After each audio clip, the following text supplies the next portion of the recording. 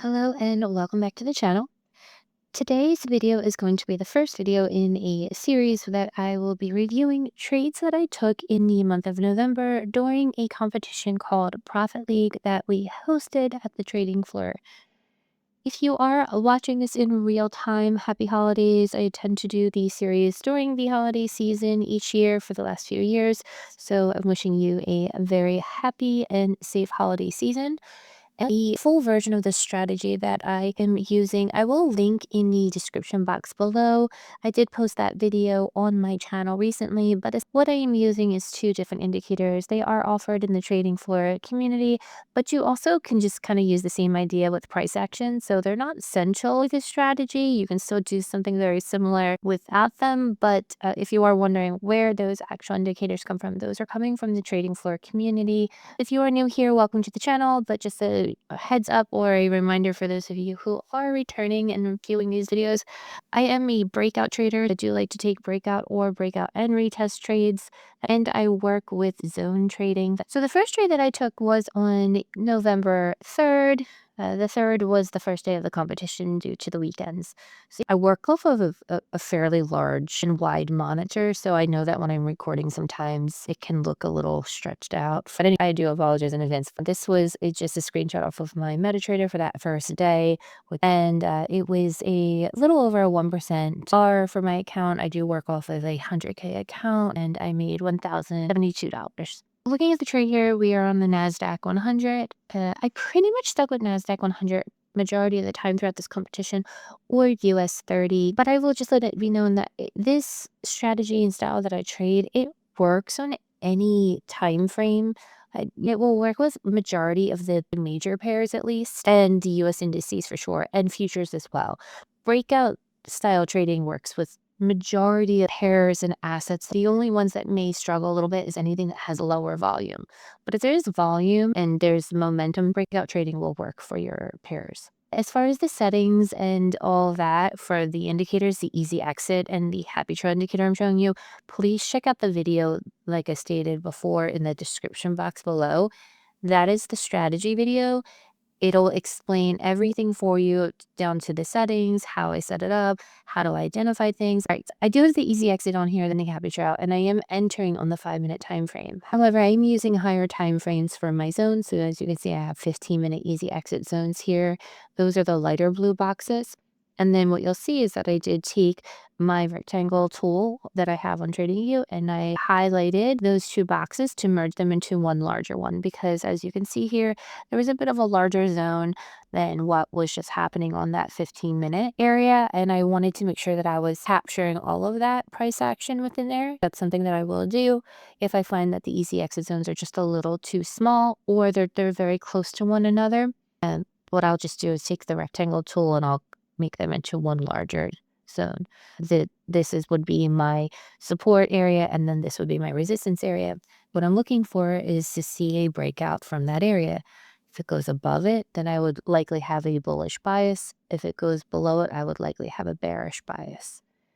In this case, by the time that I come into trade, I see there is the liquidity grab. I do not trade the opening of the market. I tend to stay away from that if possible. So I'll allow it to go probably half hour to an hour before I'll really think about getting in. I wasn't trading the opening, and that breakout wouldn't have mattered for me because I don't trade the open, like I said. If I was interested in trading this breakout, what I would be waiting for, since I don't like the opening breakout, is waiting for the retest. Hypothetically, if it had broken above, come back, retest, and then showed a confirmation of continuing with bullish pressure, then potentially I would have looked to get in on that retest. That never happened. It does break out, it grabs liquidity, it comes back in, and it actually break below and break that support level that we had already identified, comes back up, retests that, and then gives me the continuation bearish candle. Because of that, I now have a bias to go short with this and stick with this bearish momentum that has formed. As far as my entry criteria goes, I am looking to have a smiley face in the direction of my bias, which we just identified was bearish.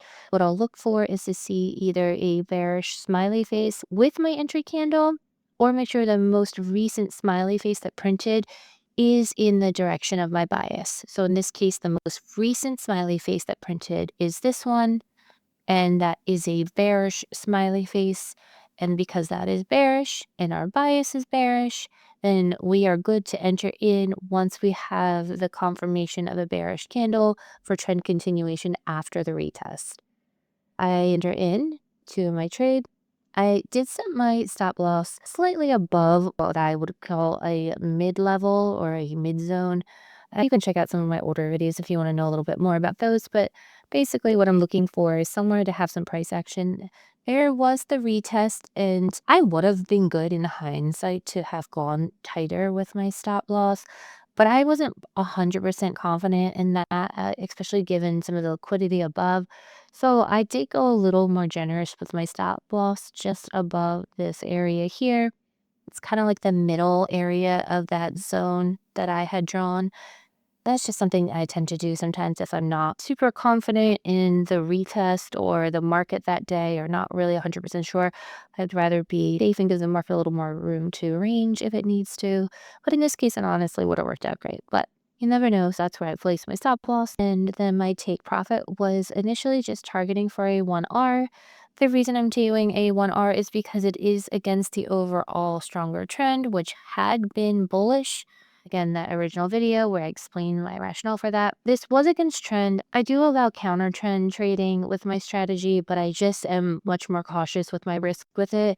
If I am going along with the trend though, and I'm trading in the trend's direction, so hypothetically, if we did get that breakout and retest to the bullish side, then I would have looked for a 1.5 reward and then decided if I wanted to continue to trail that along with the trend. That didn't happen in this example, but we will see examples of that happening as we go through the rest of these videos. If you want to see that and are curious how that would work, do keep following along in this series. But for now, this is the first day of the Profit League.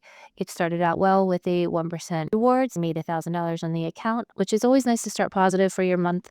That was this trade, and I will see you in tomorrow's video.